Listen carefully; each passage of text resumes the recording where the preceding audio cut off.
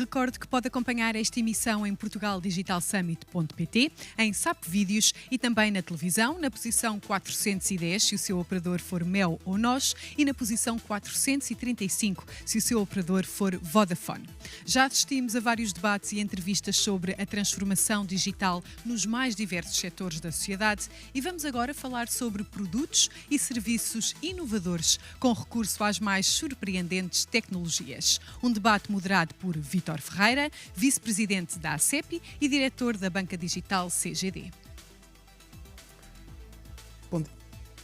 Bom dia, sejam bem-vindos à Tech Talk, Blockchain, Inovação com Blockchain, Cloud Computing e Web 3.0. Neste debate vamos procurar evidenciar o potencial de inovação em produtos e serviços através destas tecnologias, nomeadamente Blockchain, Cloud Computing, Web 3.0. Connosco temos, à minha direita, Pedro Granate, co-founder e CEO, Chief Operating Officer da Zarta. O mote da Zarta é Real-Time Loans with NFT as a Collateral. NFTs, claramente uma nova classe de ativos suportada por esta tecnologia de blockchain. De acordo com os fundadores da Zarta, do qual o Pedro faz parte, o objetivo passa por promover a democratização do mercado para o retalho, aumentar a liquidez e as opções financeiras sobre este tipo de ativos e tornar-se assim uma peça vital da infraestrutura Web 3.0.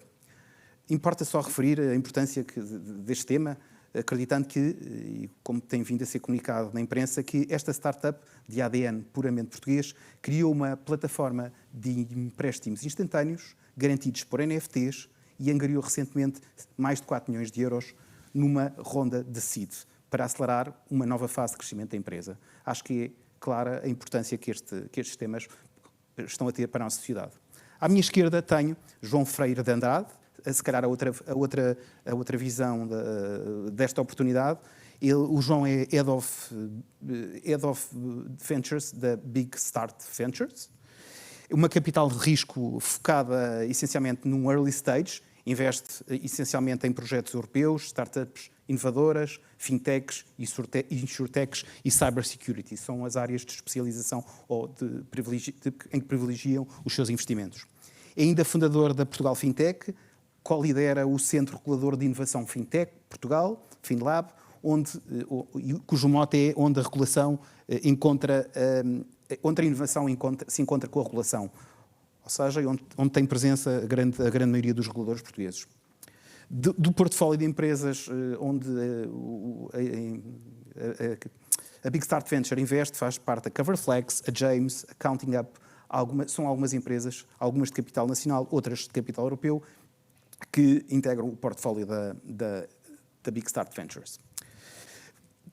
Tentando agora ir direto ao tema deste painel, estávamos em 2028 quando ouvimos falar, e no contexto de uma das mais recentes crises globais, que ouvimos falar da criptomoeda, da blockchain, numa iniciativa que poderia ser atribuída, que é atribuída, não confirmada, a Satoshi Nakamoto, que desenvolveu à data uma criptomoeda para transações virtuais. Porém, para ela ser utilizável e escalável e efetivamente pudesse ter um fundamento, era necessário ter uma rede peer-to-peer, evitando o double spending, não ter intermediários, como bancos ou reguladores, permitir o anonimato dos participantes e usando um conceito que é o chamado Proof of Work, uma espécie de algoritmo para gerar Bitcoin, também conhecido como o processo de mineração, e prevenir o tal double spending que falámos aqui. É este o contexto que vai servir de base ao debate que vamos agora aqui realizar e procurar ir ao encontro de algumas questões ou algumas dúvidas que quem nos ouve espera ver satisfeitas. Começaria pela primeira questão, começaria dirigido ao Pedro e depois, obviamente, pediria também ao João, enquanto investidor, que comentasse esta visão. E centrar-me, obviamente, mais nos temas de banca digital, insurtech, cybersecurity, obviamente pelo perfil dos participantes que temos nesta conferência. Se olharmos para a evolução da banca digital, podemos essencialmente falar em 4 fases. A banca tradicional, entendida como a banca numa agência, num balcão, a banca online, mais recentemente o Open Banking e agora o tema é o DeFi, o Decentralized Finance.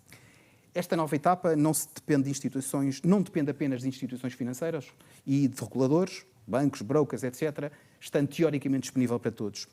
Governance descentralizada, suportada por users, smart contracts e apps descentralizadas são os jargões que são utilizados neste contexto. Portanto, dito isto, não depende de instituições financeiras, não precisa de intermediários, está disponível para todos, governance descentralizada, suportada por utilizadores. Tudo isto leva-nos a uma pergunta determinante. Qual o papel das instituições financeiras, bancos centrais, investidores, etc., vão se tornar redundantes? Olá, bom dia. Antes de mais, queria agradecer a todos aqui o convite para participar neste painel. É uma pergunta engraçada. Acho que muitas das nossas instituições hoje em dia temem que se tornem redundantes, mas a minha resposta eu diria que não.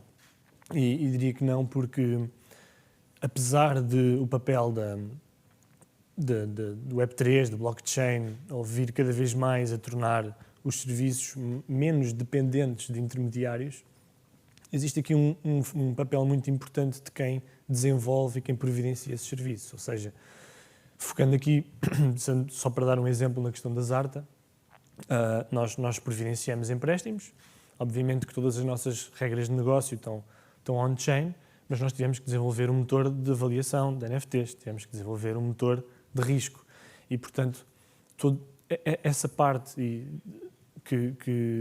de capital intelectual que é necessário para desenvolver as soluções mesmo de DeFi, e não só do ponto de vista tecnológico como do ponto de vista financeiro, é necessária. E, portanto, a meu ver, alguma parte da intermediação é capaz de se tornar redundante, mas a parte da originação e da criação de valor, eu diria que não. O papel das instituições financeiras é muito importante no Web3 e em blockchain. Muito obrigado. João, relativamente na sequência deste comentário que o Pedro acaba de fazer sobre o papel das instituições financeiras e o espaço ou não que elas poderão ter num futuro com a aplicabilidade destas tecnologias, qual a visão do investidor, uma venture capital, sobre este tema? Certo, não. Eu acho que é assim, lá está. Nós temos que olhar isto em horizontes temporais e o que foi aqui dito eu tendo a concordar. Acho que no curto prazo, eu diria que,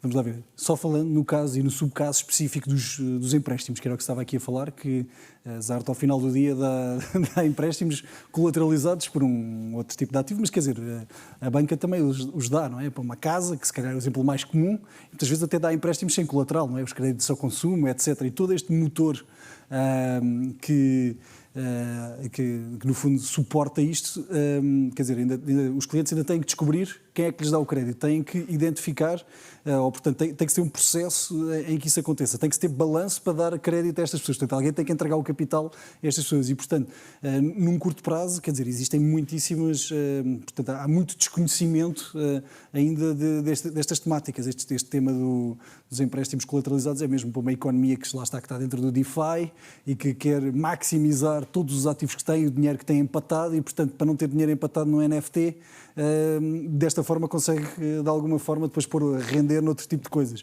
Portanto, eu diria que isto é um tema que está mais perto de uma margin call, que também do sistema financeiro, mas mais para os traders do que propriamente para a economia real. Se bem que tem princípios muito interessantes e por isso é que no médio prazo eu acredito que algumas instituições consigam de forma muito mais simples e, portanto, eu diria que sem a necessidade de ter tantos back-office, tanta estrutura, tantas agências, conseguirem com uma operativa mais eficiente também elas entrarem em alguns modelos de negócio do sistema financeiro e passarem elas a dar crédito de forma mais eficiente e falo em específico iniciativas como a Central Bank Digital Currencies que lá está, que já se percebeu, ainda está em fase de desenho, há diferentes geografias com diferentes approaches, mas a maioria dos Central Banks não vão cortar, portanto não vão permitir a qualquer pessoa fazer custódia diretamente no Banco Central, portanto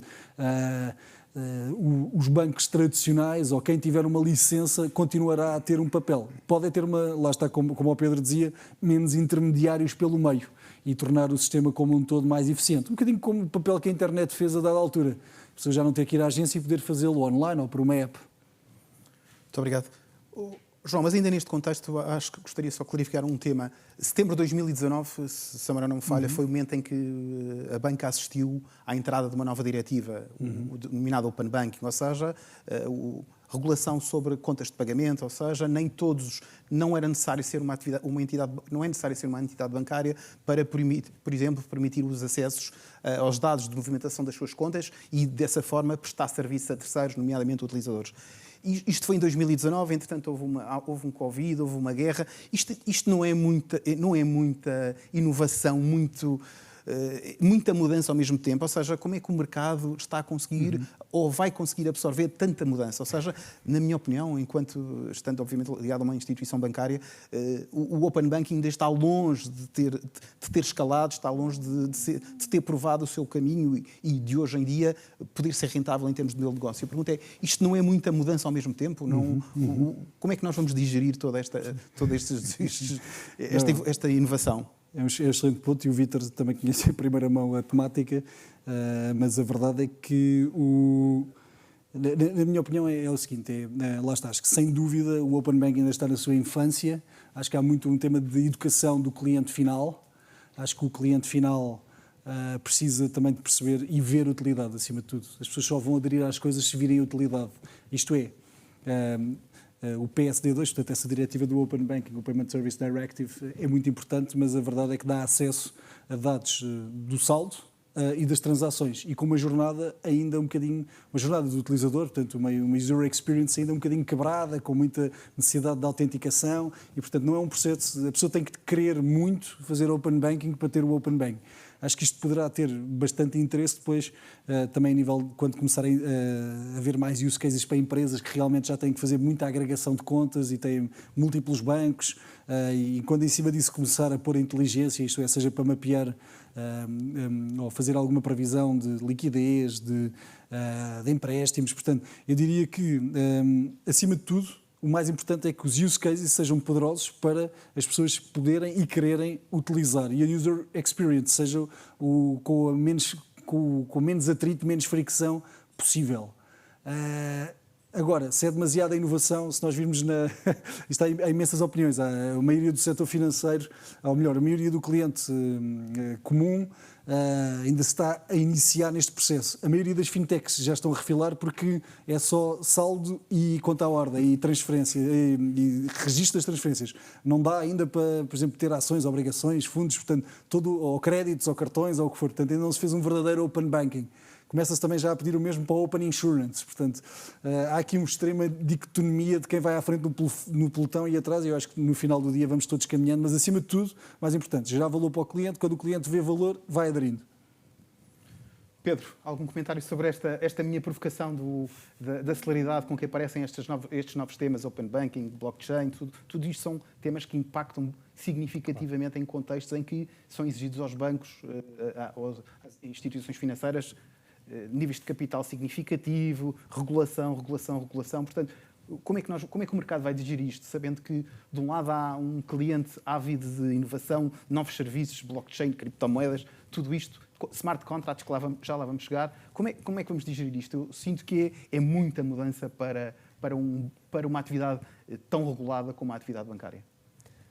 Eu sinceramente também eu concordo com o que foi dito aqui. Eu se calhar respondi à pergunta num tom também ligeiramente provocador, que é, eu acredito que a inovação vem porque existe necessidade, e se existe muita inovação, significa que se está a gerar muita necessidade do lado do cliente. E eu acho que o papel das instituições financeiras, e não só, acho que todas as empresas no geral, é reinventarem-se para conseguir acompanhar a inovação. Obviamente que todos os desafios de regulação, os desafios da operação, de gestão de risco, etc., e toda a conversão dos sistemas legacy que ainda existem hoje em dia para uma tecnologia mais eficiente, com mais vantagens para o cliente, é uma tarefa herculeana, é necessário um grande esforço. Mas, no entanto, eu acho que se tem que pensar nele um bocadinho com mais seriedade, ou seja, do ponto de vista da regulamentação, tentar-se fazer com que as coisas andem um bocadinho mais rápido e aceitar um bocadinho mais a experimentação, sem, por outro lado, deixar de proteger a economia, as pessoas e etc. Portanto, a minha resposta final é eu acho que é necessário desafiar mais, é necessário reinventar-se um bocadinho o jogo para acompanhar a velocidade da inovação. Muito obrigado, Pedro. Procurando agora ser um bocadinho mais específico, e vou agora dirigir ao João para começar para ir dividindo e para facilitar esta nossa discussão, procurando ser um pouco mais pragmático e relativamente para quem nos ouve sobre as oportunidades subjacentes ao blockchain, que vão muito para além das mais conhecidas, nomeadamente a criptomoeda e todas as partes, toda a mensagem positiva e negativa que é falada acerca das criptomoedas, nomeadamente o facto de terem elevado a volatilidade, etc. Há algumas questões que eu não concordo que são comunicadas na imprensa sobre a falta de transparência, mas eu diria que é exatamente ao contrário. Mas não é isso o âmbito da nossa conversa hoje. Provavelmente teríamos aqui a oportunidade para falarmos muito mais sobre isto. Eu centrar-me-ia num tema muito prático e operacional, que é o tema dos smart contracts. Ou seja, eu sou particularmente fã desta solução e da oportunidade e da inovação e das grandes vantagens da operacionalização sobre blockchain de smart contracts. Para quem nos está a ouvir, o smart contract é um contrato, é um código de computador que permite impor regras e regulamento em duas partes. O acordo, uma vez escrito, pode ser executado automaticamente por qualquer número de vezes. Os contratos inteligentes são contratos escritos com código.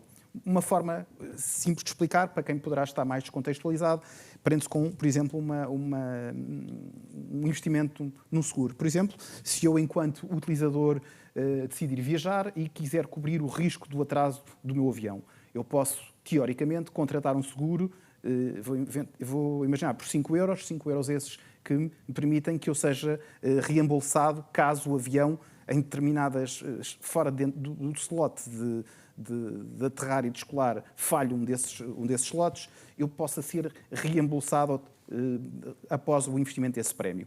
E o que acontece é que o utilizador final coloca num registro blockchain esses 5 euros e a seguradora coloca, por exemplo, o valor do reembolso associado a um cumprimento de seguro, imagine-se 95 euros. O que acontece é que, automaticamente, se verificarmos que esse contrato não é cumprido, isto é, se há um atraso que pode ser facilmente identificado pelos operadores, esse contrato é automaticamente executável. Ou seja, se o avião aterrar dentro do slot, eu perco os 5 euros, porque é o prémio do meu seguro, porém, se o avião falhar esse slot, a companhia de seguros é obrigada a reembolsar-me esses 95 euros. Portanto, esses 95 mais 5 fariam que eu recepcionasse cerca de 100 euros na minha conta.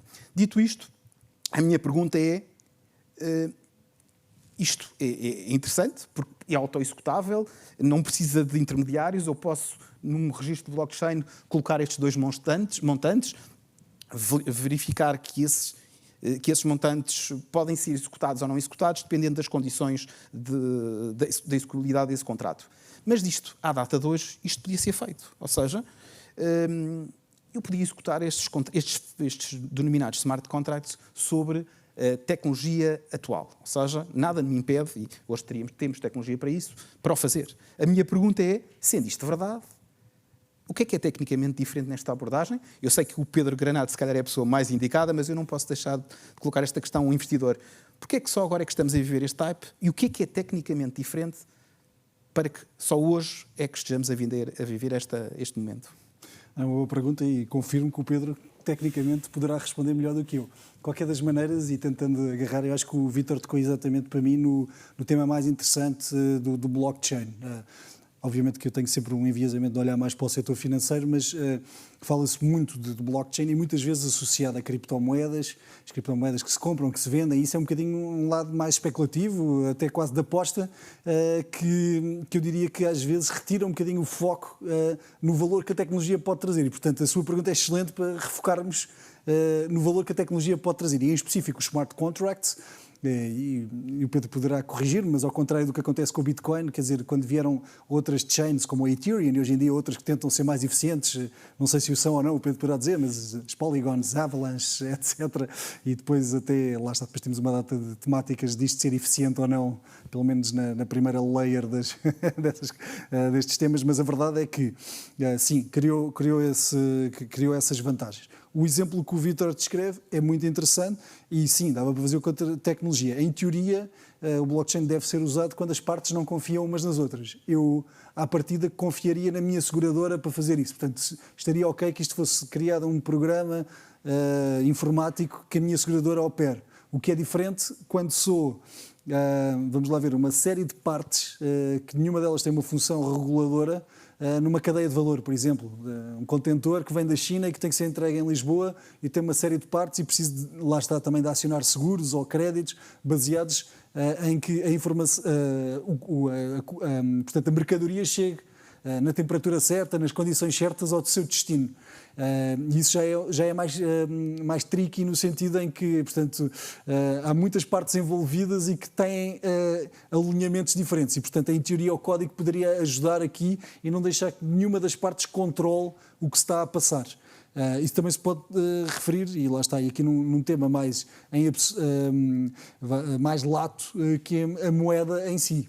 E a função de moeda e muitos dos claims que são feitos para as criptomoedas é o facto de não ter uma agenda, seja ela económica, seja ela por pressões, lá está, isto em teoria a maioria das sociedades evoluídas têm independência dos bancos centrais, mas que estão constantemente a olhar para a evolução não só económica, mas também muitas vezes governativa e portanto que há várias dúvidas levantadas em relação a isso e portanto criar aqui um total detachment. Depois não temos ninguém no piloto e, portanto se houver um problema também já será diferente e temos visto muitos exemplos de protocolos que tentariam fazer um bocadinho